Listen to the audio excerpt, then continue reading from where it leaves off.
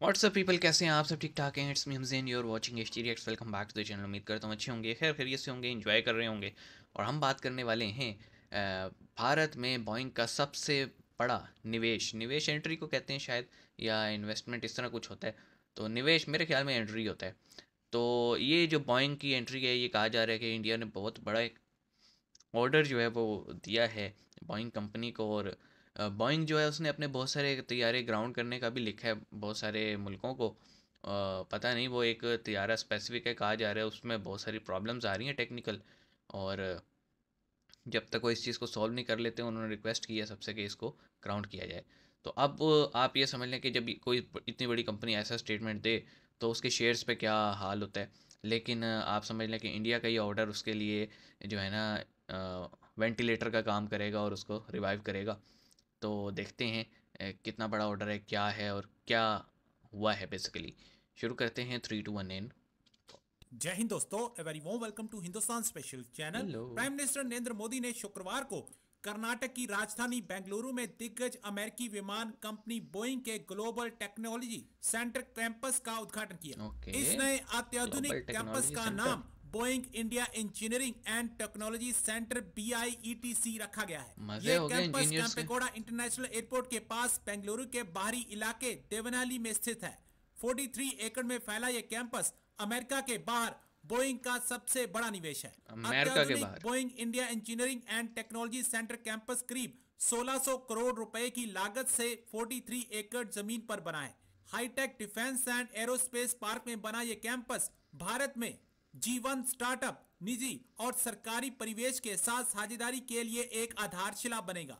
Boeing का ये centre सही। वैश्विक वैमानिकी एवं रक्षा उद्योग के लिए अगली पीढ़ी के उत्पादों और सेवाओं को विकसित करने में मदद करेगा।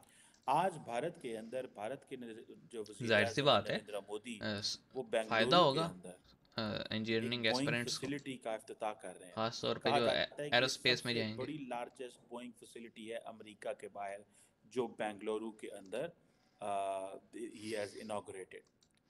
सो ये देखें कि अमेरिकन जो कंपेयर इन्वेस्टिंग, थोड़ा टाइम रह गया और भाई। ये उस इन्वेस्टमेंट का ये फ़ायदा हो रहा है कि वहाँ पे ज़ाहिर बात है जॉब्स क्रिएट होंगी। इंडिया को ज़रूरत है बहुत सारे अपने उनको जहाज़ चाहिए। अभी मैं देख रहा था कि इंडिया की एक नई एयरलाइन है अकासा, उन्होंने कोई अकासा। तकरीबन इंटरनेशनल फ़्लाइट्स 2024 में शुरू कर रहे हैं।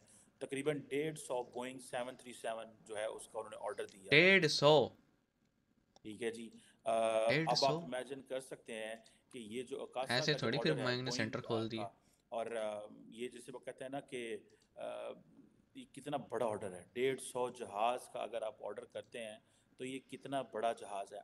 अब कर्नाटका जो डेवलपमेंट इंडेक्स की जो ऑफिशियल मैं देख रहा था, उनके जो हैंडल में देख रहा था, वो ये कह रहे हैं कि ये 43 एकड़ के अंदर ये फैसिलिटी बनी है, जिसके ऊपर 1600 करोड़ लगा है। ये कर्नाटका डेवलपमेंट इंडेक्स जो है, ये इसने ये एक्सप्लेन किया।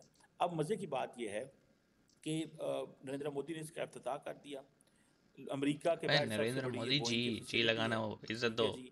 और हमारे बाप हैं। दूसरी, और इसमें अहम बात जो है वो ये है कि ये जो है जो इसका जो प्रोजेक्ट का जो ऑफिशियल नाम है वो Boeing India engineering and technology centre है। ठीक है जी। और इसकी ये आप समझ लें कि ये अमेरिका का और इंडिया का ये जो है ना, ये जो पार्टनरशिप है, उसके one of the corner stone ये है कि ये अब ये private sector and government sector एक इकोसिस्टम क्रिएट कर रहे हैं इंडिया के अंदर, और नेक्स्ट वही public private generation partnership. Services और प्रोडक्ट्स तैयार करेंगे ये इंडिया के अंदर।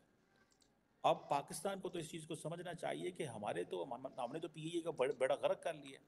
हमारे पास तो कुछ भी नहीं है। पीआईए का मुकाबला कर इंडिया रहे जो हैं है, इंडिया की एयरलाइन से। उसको जितनी बड़ी आबादी है वो समझते हैं हम तो सारी की सारी जो अपना कस्टमर है, हम तो अपना कस्टमर सारे का सारा दे रहे हैं मिडल ईस्ट को।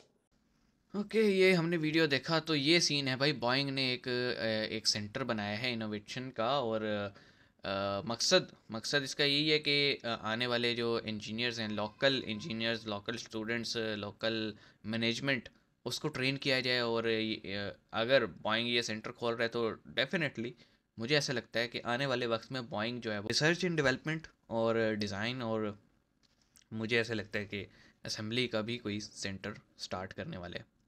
क्योंकि आप जब एक इदारा खोलते हैं उसका मकसद यही होता है कि कहते हैं ना, प्री रिक्विजिट कुछ कोर्सेज होते हैं वो वहाँ के लोगों को करवा दिए जाएँ, और फिर जब उनको इंडक्ट किया जाए या जब आप अपना सेटअप लगाएं तो लोगों को आपके सिस्टम के बारे में थोड़ी बहुत हाँ नो पहले से हो। तो ये एक, मुझे ऐसा लगता है कि बोइंग का एक लार्जर प्लान जो है इंडिया में अपना सेटअप लगाने का, ये उसकी पहली नींव है। क्या कहते हैं आप? और बाकी यार अकासा 150 एयरप्लेन्स का उन्होंने जो है ना ऑर्डर प्लेस किया। 150 प्लेन बहुत ज़्यादा होते हैं। मेरे ख्याल में PIA और फ्लाई जिना पाकिस्तान के सारे मिला के जो है ना उनके पास इतने नहीं होंगे। सो ओवरऑल मज़ा आ गया ये न्यूज़ सुन के, और मिलते हैं। अपना ख्याल रखिएगा, नई नई चीज़ें शेयर करते रहिएगा। टाइम हो रहा है, ज़्यादा बातें नहीं कर रहा यार, ऑफिस जाने। सी यू गाइस।